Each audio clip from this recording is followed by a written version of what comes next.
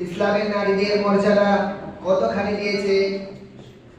পৃথিবীর কোন ধর্মতে নারীদের মর্যাদা নেই। ইহুদিরাও নারীদের মর্যাদা দেয়নি, ইসাইরাও নারীদের মর্যাদা দেয়নি, মুসলিমরাও নারীদের মর্যাদা দেয়নি।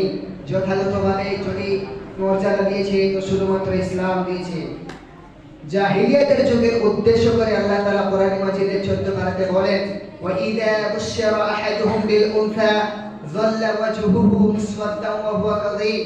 যখন তাদের মধ্যে কারো মেয়ে কন্যা সন্তান জন্মগ্রহণ করত তখন যাল্লা ওয়াজহুহু, তাদের চেহারাগুলো যাল্লা ওয়াজহুহু, কালো হয়ে যেত, মুসওয়াদ্দা, কালো হয়ে যেত, ওয়া হুয়া কাযীব, এবং অসহনীয় মনস্তাতে ক্লিষ্ট হয়ে যেত। প্রিয় ভাই সব, ইসলামে কেমন ভাবে নারীদের মর্যাদা দিয়েছে আর কতখানি দিয়েছে আমরা অত্র হাদিসের দ্বারা জানতে পারি। আয়েশা রাদিয়াল্লাহু তাআলা আনহা বলেন, কুনতু আশরাবু ওয়া আনা হাইদুন সুম্মা আনাবিলু নবী সাল্লাল্লাহু আলাইহি ওয়াসাল্লাম ফায়াদউ ফাহু আলা মাওদি ফিয়া ফায়াশরাবু ওয়া আরqa আরqু ওয়া আনা হাইদুন ফায়াদউ ফাহু আলা মাওদি ফিয়া।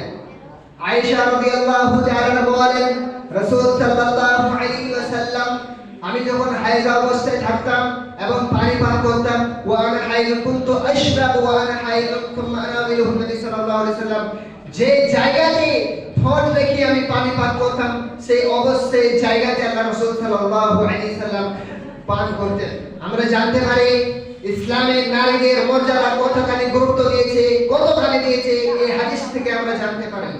ইহুদিরা কোনোদিনও নারীদের মর্যাদা দেয়নি, বরং যখন তাদের মধ্যে কারো হায়েজ হয় তখন তাকে বাড়ি থেকে বিতাড়িত করা হয়, বাড়ি থেকে বের করা হয়। ইসলামে নারীদের মর্যাদা দিয়েছে, মুহাম্মদ সাল্লাল্লাহু আলাইহি ওয়াসাল্লাম নারীদের মর্যাদা দিয়েছেন, ইসলামী নারীদের যথাযথ মূল্যায়ন করেছে।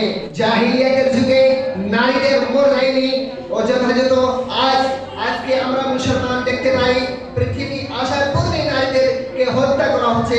জাহিলিয়াতের যুগে পৃথিবী আসার পরে দেওয়া হতো, আজকে পৃথিবী আসার পূর্বে দেওয়া হচ্ছে।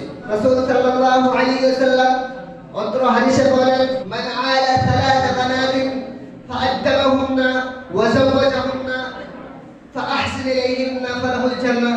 আল্লাহ রাসূল বলেন, যে ব্যক্তি 3টি কন্যা সন্তান হবে এবং 3টি কন্যা সন্তানকে সুশিক্ষা শিক্ষিত করবে, তারপরে ফাআদ্দাবাহুন্না ওয়া যাওয়াজাহুন্না, তাকে ভালো পাত্র রেখে বিয়ে দিবে, তারপরেও ফাহসিন ইলাইহিন্না, ভালো ব্যবহার বজায় রাখবে, এমন ব্যক্তিকে ফালাহুল জান্নাহ, কিয়ামতের দিন তাদেরকে জান্নাতে প্রবেশ করানো হবে। প্রভাইসব, যথাযথভাবে ইসলাম নারীদের মর্যাদা দিয়েছে, যা আমাদেরকে বোঝা উচিত। আল্লাহ রাব্বুল আলামিন কোরআনে মাজিদে বলছেন, ওয়াকারনা ফি বুয়ুতিকুন্না, বাড়িতে থাকতে দাও, অবস্থিত রাখো, অপ্রয়োজন ছাড়া বাড়ি থেকে যেন বের না হয়, ওয়ালা তাবাররুজনা তাবাররুজাল জাহিলিয়াতিল উলা, জাহিলিয়াতের যুগে যেভাবে নারীরা বেপরদাই করত সেভাবে তোমরা কোনোদিনও বেপরদাই করিও না। প্রবাসক, নারীদেরকে কতখানি মর্যাদা দেওয়া হয়েছে ইসলামে তা আমরা এই আয়াত ও হাদিস থেকে জানতে পারি। অবশেষে আমি আমার প্রভুর কাছে প্রার্থনা করব, আল্লাহ আমাদেরকে যেন নারীর মর্যাদাকে বজায় রাখা এবং তা আমাদেরকে বোঝার তৌফিক প্রদান করে। আকুলি কাউলি হাদা আস্তাগফিরুল্লাহ লি ওয়া লাকুম ওয়াল জামিল মুসলিমিন।